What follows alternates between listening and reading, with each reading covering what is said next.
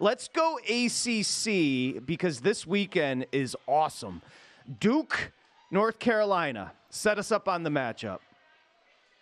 Yeah, I mean, it's going to be interesting, and I've seen, starting to see some lines leak out of different places. I mean, Carolina should be favored, and it looks like it's going to be between the 4 and 5 point range in some places. So I really do think Carolina's defense is underrated. I think people always think about them as up-tempo, and they've got guards, and maybe Armando Bacot pops into people's minds to remember him from the Final Four team 2 years ago. They're not as reliant on him. They've been suffocated defensively. Yes, they lost midweek. I think it was a classic kind of trap game situation. Went to a Georgia Tech team, was able to isolate them, space them, and drive. And they got a very friendly whistle in McCamish Pavilion that helped them out in that game, especially early, to get some fouls in the second half to get to the free throw line.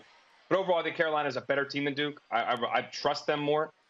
4.5 is substantial in this rivalry. We've seen it come down to literally a possession many, many times. I do wonder how some of Duke's young players respond to being in this rivalry for the first time, Jared McCain in particular. So I think this is just the early on. I'm probably leaning towards laying the number with Carolina.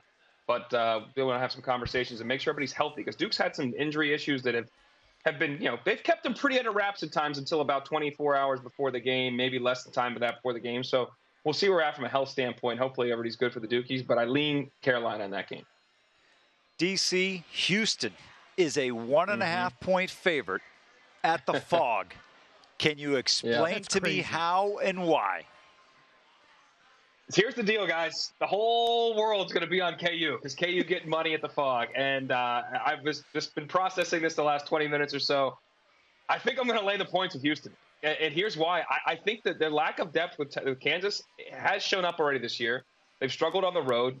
And there's times in which this Houston team just is relentless in how they come at you, particularly how they guard the post. So Hunter Dickinson needs to score for them to be good. They double the post every time. So this is going to hurt his ability to be effective in the game. And then he can play out of it, and yes, he can play out of it well. Another big piece is Kevin McCullough healthy. Remember, he did not play midweek against Oklahoma State. But Bill Self said if it was the end of the season and a game he had to go, he probably could have. It's a bone bruise. Again, physical game with a guy that may not be 100%, who is one of the best two-way players in the country. And they only have really 4 guys. Johnny Furphy has popped up here. DeJuan Harris has to want to look at the hoop. KJ Adams is going to give you defending and rebounding, anything bonus. Outside of that, they get no bench scoring. And I think Houston's going to be able to find a way to win this game. The under is probably the more particular play I would like here, especially if it stays around the 133, 134 range. I think the winner of this game is in the low 60s. But bear in mind, Kansas the last couple of years, they can't be beaten home. I mean, they got thrashed by TCU by 20-plus last year. The year they won the tournament, they got beat up by Kentucky by almost 20 points. The year before that, they lost by Texas by 20-plus points. So that happens, that they don't always show up at home. This may be the day. So I think Houston may be able to cover this small number on the road. Amal, I hope our bosses aren't listening because DC's going to take our jobs. He's talking sides. He's talking totals. He is all over it. Patrick, you don't know this, but we could keep him on. We could talk Premier League for another 20 minutes with him. About to say, Amal knows what's up. We've been doing this for a few years now. Yeah. He knows the deal. I was going to ask him if we run on basketball, which we got. This is honestly, DC, this is the best weekend in college basketball in years. I mean, this is unbelievable. People forget SMC and the Zags are playing in Spokane, Patrick. This is unreal. And Tennessee, bitter after my Gamecocks took them down. They head to Kentucky. What about that matchup? What do you guys got on the line there? I've seen the screen. Okay, 1.5 Volunteers on the road to Kentucky. Wait, what? Okay, that's what I'm looking at. I'm looking at your screen right now. You got Volunteers laying 1.5 at UK, right? We're going with the blue special. You want the blue plate special? Give me Carolina, give me Kansas, and give me Kentucky. This is blue bloods abound. I'm sure. Guess what? I'm sure the front page of all our apps will be like a blue bloods parlay that's probably going to get mauled this weekend. They're not all hitting. Okay. I will say this. This is another issue. Kentucky's offense is just spectacular, and how they score and how they play it's mesmerizing. They don't want to guard anybody. Like, they have zero interest in guarding anyone. And Reed Shepherd has got great hands and instincts. But he's just as guilty as everybody else as getting lost at times. And there was no more evident than the game-deciding play against Florida in the middle of the week. Shepard's staring at the ball, and they're down 3. Walter Clayton relocates to the top of the key, wide open. He comes flying out at him, flies by, and then he gets a wide open 3. Like that, those small things are extrapolated over the course of 40 minutes. It's error after error defensively. It's hard for me to believe that Kentucky is going to beat a Tennessee team that I think is more sound on both sides of the ball. Now, being at home does matter. Tennessee does have Dalton Connect. They're different than teams we thought in years past. And this year, this week, they played at home against South Carolina. Same thing, a trap game. I think they were looking ahead. South Carolina popped them in the mouth, but South Carolina controlled the tempo of the game, defended, and made it physical. And Tennessee could not score at the level they have all year. What did I just say about Kentucky? They don't do any of that. So I really think that this is a game that Tennessee could walk in here. With the totals of 160. Definitely like the over. The over is the play here in the game overall because, Kentucky, again, can score, although Tennessee's defense is good. I think Tennessee wins this game in a game that's probably like 85-82. Something's very similar, a very similar look maybe to the Florida game with a little more defense by the Volunteers. Listen, DC, you make a great argument. Patrick, I think he makes a sound argument and reason for Tennessee. But here's the question I have for you. Connect scored 31 out of 59 against South Carolina. Yeah. Who is going to step up? Because you're going to need a second and a third score on the road at Rupp.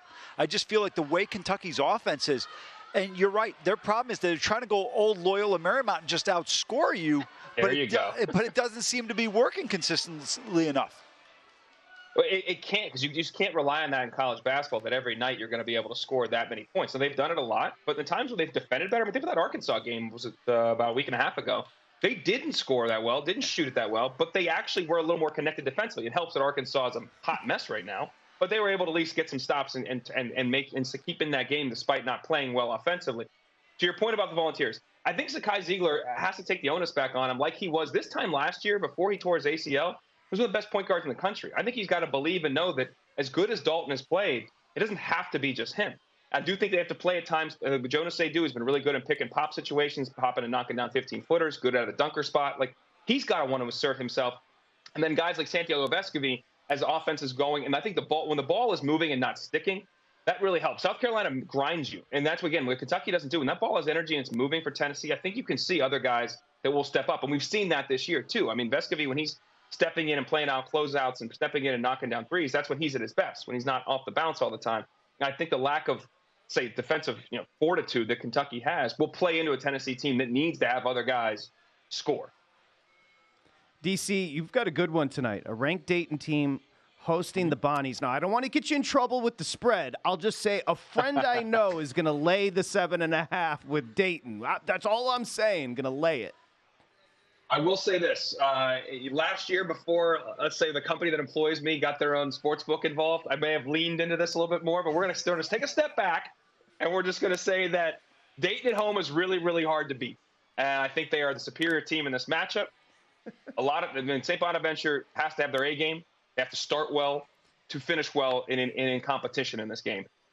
Look at the unders, though. Dayton, I've been riding their unders all through A10 play. A lot of times, their team total unders with opponents. George Washington this past week. The Richmond game last weekend it was depends on when you got that line. If you got a 134, you were good. You got a 132.5 a tip. Sorry about that. But that's something to look at here, too, because defensively, Dayton's one of the best teams in the conference. They're playing the best defense. But they play the slowest tempo in the country, arguably. It's 358 out of 362. And St. Bonaventure's bottom 100. I know Bonnie's wants to make the Flyers work on the defensive end, so I don't expect them to be playing very fast either. And UD Arena is a hard place to play. So I do think that we're going to look at a situation where we could have another low-scoring game, a game where Dayton kind of grinds you out. They get to 67, 68, and maybe Bonnie's get to 60. Patrick, I'll just say this. He's going up against Kentucky and Kansas. Self has lost 17 games in 20 years. He's probably got Aston Villa winning the league anyway, so it doesn't matter. Wait, no, is it Aston Villa or is it the Gunners? Are you Arsenal or are you Aston Villa? I'm a Gunners guy. I think I'm all saying that I would do something as stupid as have Villa winning the That's exactly all I'm saying. He knows. He knows. What he's saying.